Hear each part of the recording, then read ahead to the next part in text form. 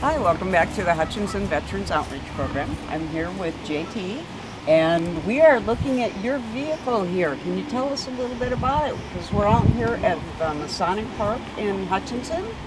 So if you could let us know a little bit about your truck. Yes, this is a M923A2 built by BMI Hosco in 1991. And the box on the back is actually off of a deuce and half. But this truck was set up for a cargo carrier, and the larger version of it actually has the wheelbase extended out, so the box that goes on it, it would have taken a lot of work.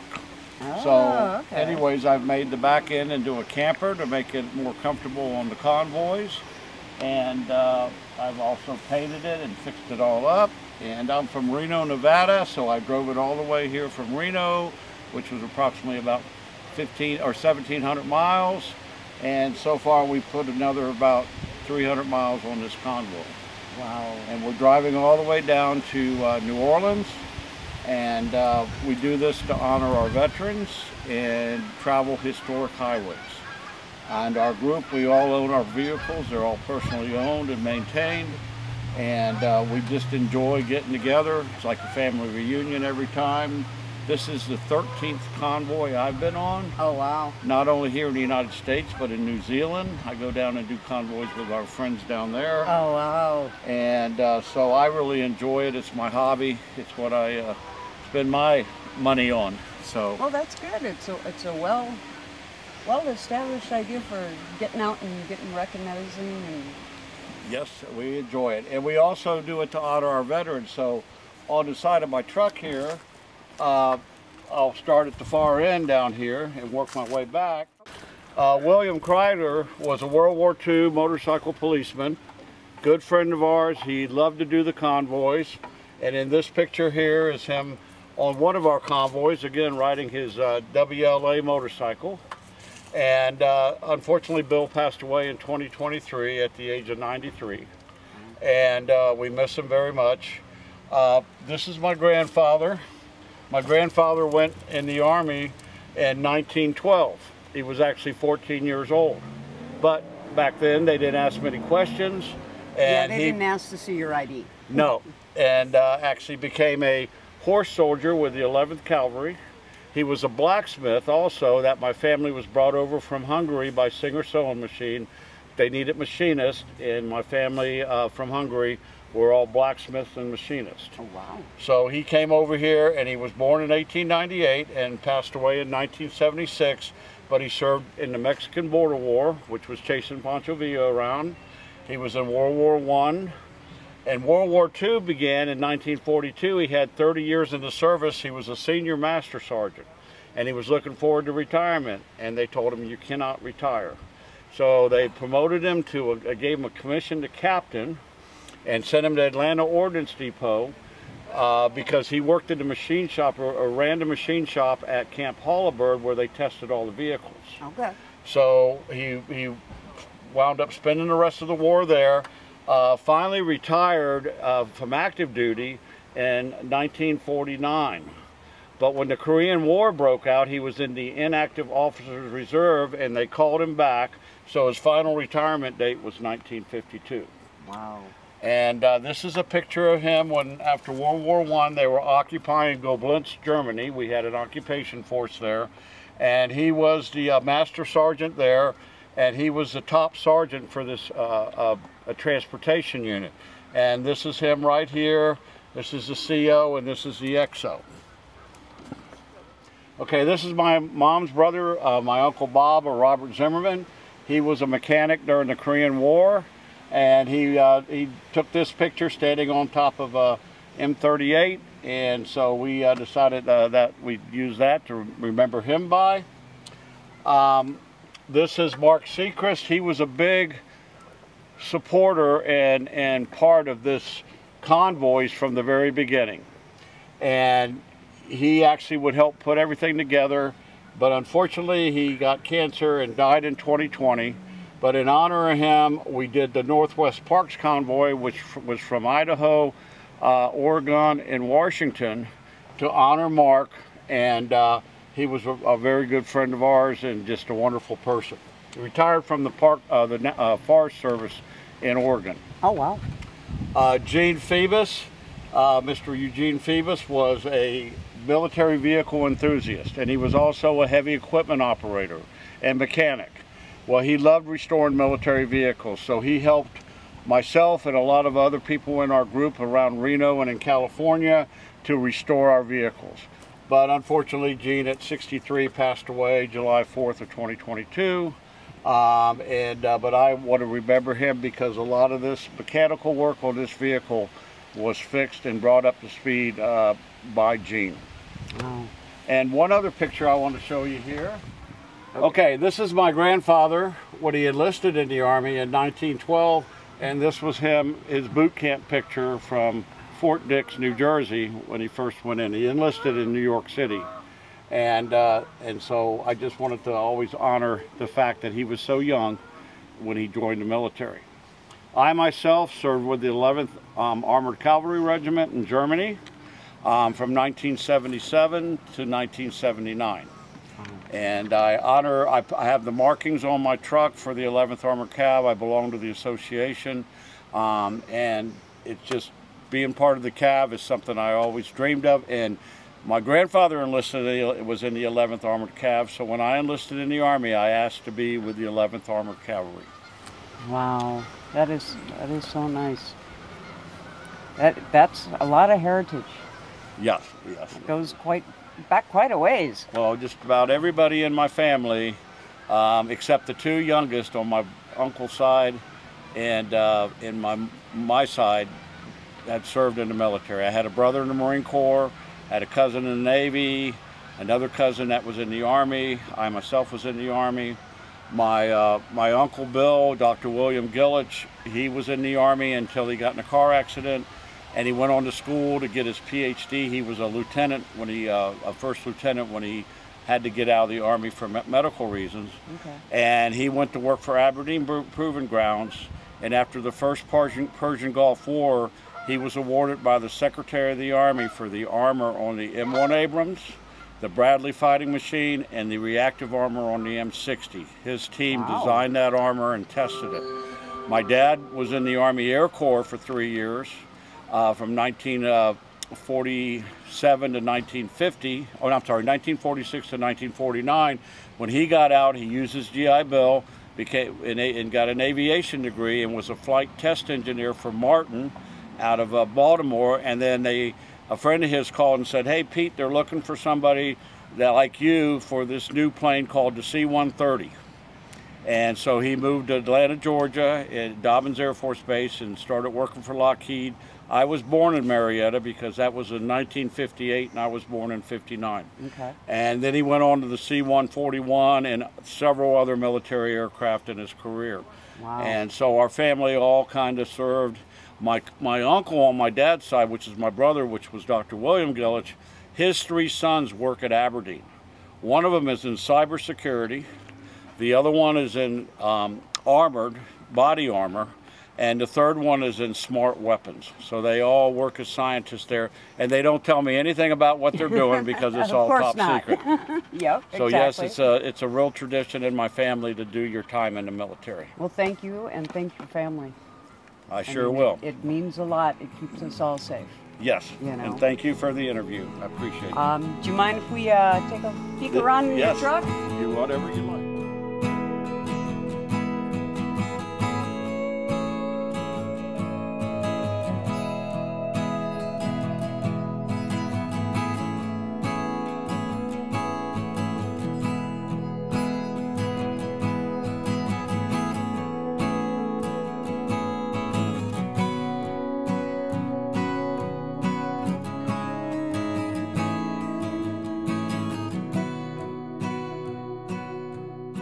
Okay, we're here with Rick Constein. Okay. And we're here to check out your vehicle here a little bit. You're telling me you got this back in what year? 2018. Okay. It was a used school bus, but my reason I have a wheelchair lift is my daughter's in a wheelchair. And I figured if we're going to do these convoys and she goes along, we're going to make it easy on me. So we got the lift and we commenced to working on it, and Every time I walk in, I find something new I want to change and make it better. And I got a sink inside, and we've got a microwave. All the basic creature comforts that you need. Yep, Nice. yep, yep. And this is to honor our veterans, Yes. which you are one of them. Yes. Thank you for your service. No problem. I noticed the hat, Navy. Yes. And you also have some of your relatives here. Right. Would you like to tell me who these are and Sure. a little bit about them? Well, I can start with the first one here. Here, I'll give you this, and that Okay. way you can. This is Edwin Wiggins. He was born in 1914, and he was in World War II, and he spent 4 years. And the next one was Sherd Moore, and this is my wife's real dad and then stepdad. Okay. And they were both World War II veterans. And this is my dad, a World War II veteran. He refused to resign his commission. That's why he stayed a little longer, and he obtained Lieutenant JG. But he's a little young boy there, 20 years old, college graduate, and they put him in charge of a ship. So There you go. This is the wife's uncle who was killed in Korea. And then this is a cousin of mine, Oklahoma boy, who died in Vietnam. And I want you to kind of look at the name. That'll be important in a minute. This is a cousin off of another side, and he's a Vietnam veteran. He and I are about 6 months apart, and he did his 6 years and then got out. And then we have me. Now, like I said, look at the name. In Oklahoma, they have John Richard William. And in Ohio, we just have Richard William. So it's a little creepy when your name's on the Vietnam Wall. And I did 32 years. I did 10 years active duty, and then I got out and did another 22 in a reserve program. And Wow. I've been a few places. And this is the wife's brother, who was a helicopter pilot. And lo and behold, we did some talking. He was on the same ship I was on, only 10 years later. Oh, wow. He was on the Midway. I was on the Midway. He was on the Midway. And then this is my nephew, who is an Air Force major. He's not a pilot, but he's a navigator on a C-130, and he did a lot of fun stuff. That is really cool. But that's the current family. We're still doing research because I'm sure that back in history we probably have some Civil War and some 1812 guys that are Exactly. family members. But we got all the. This is a great way to honor all of them. That's what I thought too. And of course we have the honor our veterans across the top. And just for fun, I put this on there. and in real Navy tradition, I also have depth marks on the front too. Oh, there you go. So There you go. you got to keep it fun, Oh, exactly. Exactly. You want this back? Well, that is fantastic. I know we all appreciate you all coming out here and spending time, here in Hutch. Sure. And we really appreciate just everything you guys are doing to help bring awareness to our vets and kind of letting them all come out and check out all the vehicles. That is Sure, just fantastic. Well, you got a love for green paint. I've heard that. A lot of our people. Well, the entire time I was in the Navy, I was on green side. Yeah. I wasn't a Seabee, but I was on the green side. Okay. People might call it spec war, but that's what other people call it. It's green side. Yeah. I have a 2 Deuce and a half at home, and I have a Vietnam Air Jeep and a Marine Corps Mule at home, and that's where they're going to be. But this is more better for her to do this. This is our 7th convoy that we've done, and Molly, the daughter, has been on every convoy. That is fantastic. And we went to Alaska. She was lighter and I was younger and stronger, and we didn't have to have a lift to pick her up and move her around. But it's a good machine now, and it suits our purposes fine. Well, thank you. Thank you for your service. Thank you. And we appreciate you coming out here and spending time. And I want to introduce your daughter here. We appreciate it. You come too. Yeah, I and know. you come too. You betcha. Of course. She has her hat from our New Zealand representatives. Oh, nice. Yeah, and They are extremely kind to her. Jeff Brown, and can you tell me a little bit about how you got involved with the military? Me and a bunch of my friends, we got together and we started restoring it. So we did a lot of sandblasting, replaced a lot of parts on it, and got it roadworthy again. Yeah, that always works much better. Now, what would this be considered? 3/4 ton truck. 3/4 ton. Yep. Okay. This is a Dodge. It's called M37B1. Okay. It's a 1958. It's a Dodge make. Okay. So 3/4 ton. They'd haul a little quarter or another 3/4 ton trailer behind it. So, you know, for supplies or what have you.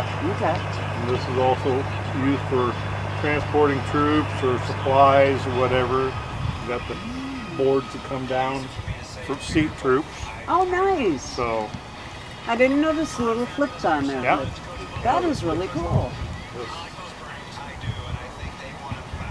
So it's just we got it all done just before 2019. They did a convoy on the Lincoln Highway, and my friends, we got it all going for that.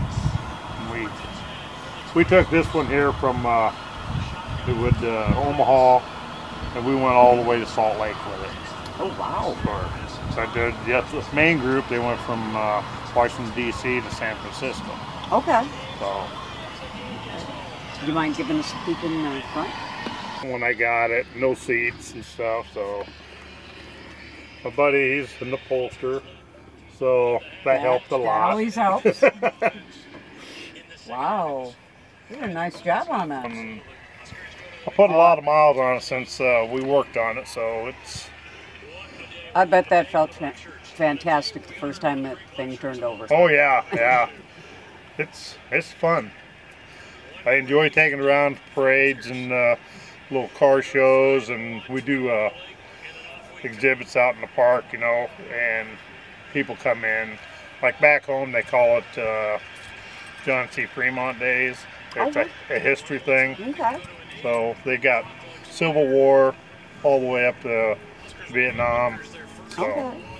Well, thank you very much. I'll let you get back to what you're doing. Thank you. Thank you. you.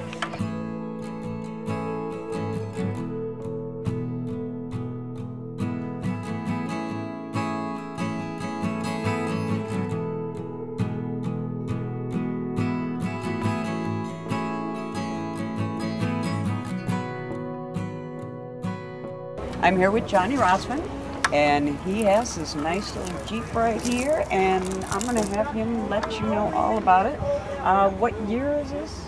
Okay, so it's a replica of a 1943 G503 Willys MB. These were built for World War II under contract, and the government wanted something. They had a series of requirements that they wanted out of a quarter-ton reconnaissance vehicle. It had to be a certain weight, certain size, the windshield had to fold down, it had to meet all these requirements. And they sent the bid out, and the original contract, Bantam, was the only contractor that met all of the requirements, particularly the weight requirement, because the pre-war Bantams were known to be really, really lightweight cars. Okay. So they modified the requirements of the contract a little bit, and then that let Bantam, Willys, and Ford participate in the quarter-ton reconnaissance program, and then they eventually wound up just using Willys and Ford because of their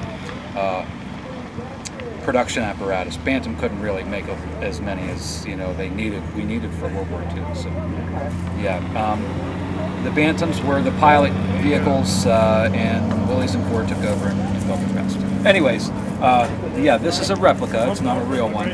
It's actually what you would call a tribute, because it's not even on a military chassis. This is on a civilian chassis, and it's a homemade body. I made this Jeep. Oh, wow. Everything you see here, I made everything. I did the canvas, the body, the windshield, the fenders, the hood, the tub, the grill, everything. I did everything. So a man of many talents. I suppose. I'm a certified welder by trade. Okay. And a fabricator. But I always wanted an Army Jeep, and you know, I live in central Pennsylvania, and just like here, you know, the salt really gets to these vehicles. And you know, these were typically after the war, most guys always have a hunting camp story. Oh, my uncle had one of these, we went up to the hunting camp every winter. So, you know, driving these in the winter will rot them out after 80 years. Oh yeah. So, to get to the point, there was nothing around me that I could really afford, so I decided to scale one out from the original blueprints and photos that I had, and start building. And this is what we have here. I've added some original parts as I could, and you know, the rest is history. I've done, this is my 4th cross-country convoy. This Jeep has almost 40,000 miles on it now. Wow. It's been across the country 6 times. That is so cool. Yeah. Wow. I never would have guessed this was a homemade vehicle. Yeah, that was my mission, you know. And the kids that come up to it, they just, you know, it just makes the whole thing worthwhile. Well, yeah. You know, there are like bolt counters that'll come up and say, oh, this isn't right, that isn't right. Well, yeah, I understand that, but it's good enough for me. Exactly. Yeah. Exactly. Now, and it's also the tribute behind it. yes. You know. So both of my grandfathers were in the war. My maternal grandfather was in Europe, and my paternal grandfather was in the Mediterranean, 5th Army, North Africa, and Italy. So I assigned this to his anti-aircraft unit. So they're a big part of why I do what I do, and they're a big reason of why I've always wanted a Jeep and to continue their story.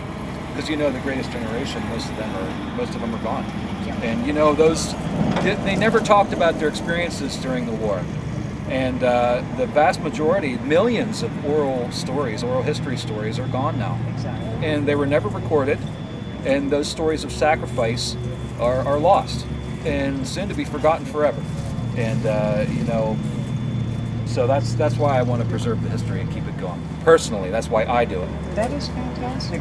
It's such a great tribute. Because people can come up here and they can talk to you about it. And they can tell you their stories as well as the ones that have been passed down to them. Yeah. You know, and every generation has those storytellers. You know, and this is a fantastic way to do it. Yeah, it is. It brings the veterans out. They always have a story to tell. I just wish I could record everything. Yeah, you know? Exactly. And you also have a trailer back here. I do. A little bit about the trailer. First, my first few convoys, I had an M100 quarter-ton trailer. They were typically pulled behind the M38 series of Jeeps, and it was a little bit too small for me and all my food and all my kit and everything like that. But I stretched a litter out, and I slept, you know, so a litter will sit on the top of the trailer deck. I built a canvas cover over the top of it, and I slept in the litter. Okay.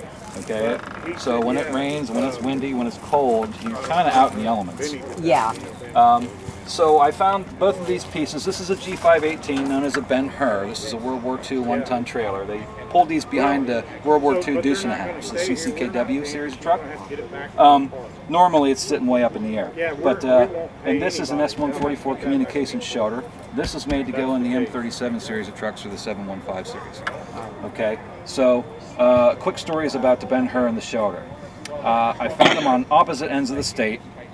And when I brought them home and I started cleaning them up and working on them and getting them ready for the convoys, I started wet sanding this trailer, and I found some weird, strange language on the trailer, stenciled on the trailer. So I go to get it translated, and it turns out it's from the Netherlands. So this trailer went over to Europe after World War II, and it served in the Dutch Royal Army, the Netherlands Army, during the Cold War. I don't know anything more than that. But, so basically what this says is, be careful with this trailer because it costs $2,500, which is $1,300 US. Yep. So the unit of currency is the Netherlands unit of currency, so that's how I know this trailer went to the Netherlands for some reason. Let me know what they found out. Fascinating, and I didn't know that. When I bought this trailer, the guy was getting ready to cut it up and make it into one of those overlanding trailers and just destroy it. So I'm glad I saved it. No doubt. Yeah, I haven't changed anything. This trailer was complete, practically complete, and I didn't change anything permanently on this trailer. So after I'm gone, someone else can have an almost unmolested trailer. The shelter was junk when I brought it home. It had 100 holes in it, and it was waterlogged. The paint was peeling, and so I'm in there taking this thing apart, and I pulled. There was a gasoline-powered heater in this unit. And this communication shelter was for teletype equipment, sensitive radio equipment, stuff like that that can't be left out in the weather. Right. It went in a shelter. They would do it somehow. It had a gas heater in it.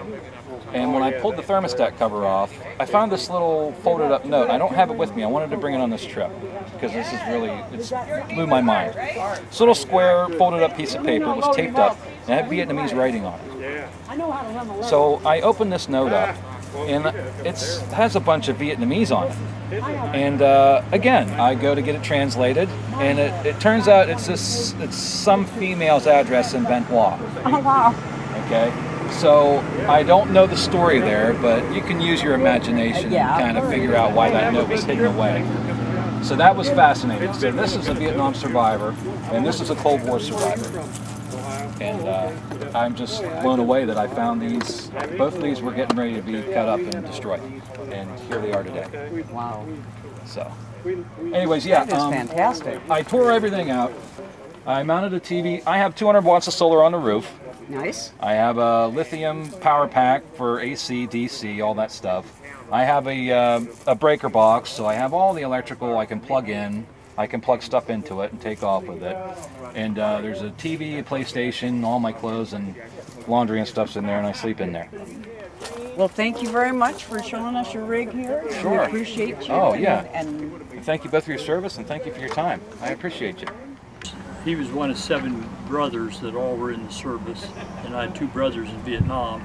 I wasn't in the service from a blind eye when I was a little brat. oh, okay. And so we do this. We do it mainly for veterans, but we go to a lot of schools. Yesterday was school day. Okay. Even on Friday, I mean, there's kids, a lot of kids, lots of kids. Nice. Usually kindergarten to 5th grade, you know. And this is not something that they would see. No, that's right. Yeah, they knew we were coming, and they went out and stood along the street Oh, for wow. a mile. Lots of kids. Oh, I bet the smiles were Yeah, fantastic. oh yeah, their teacher brought them all flags, and yeah, it was fun. That is so cool.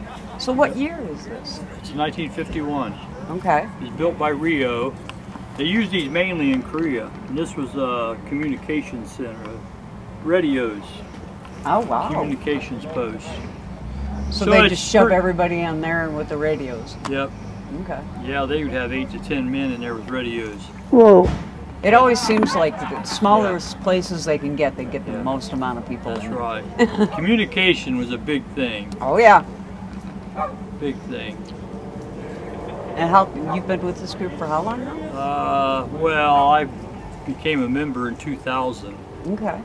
Then I've been ever since, and we've traveled. I mean, I've been to these guys are from New Zealand here in the back trail. I've been over there a couple times Wow. because they do the same thing, Okay. all for veterans. Wow. We have a good time over there too. That is fantastic. I'm just a farmer in Ohio, and this is I don't play golf, I don't go bowling, I don't drink, I do this. Hey, this is fantastic, and Yeah. yeah, you wouldn't want to be drinking if you're driving all the time. no. But this is fantastic. It Yeah. helps people reestablish some of the things that we may have lost along the way. Yeah. Thank Alrighty. you. Thank you very much. Thank you for everything you're doing, because this is a piece of history, It is. you know, and we need to know our history. We sure do. That's a fact. Thank you. Thank you.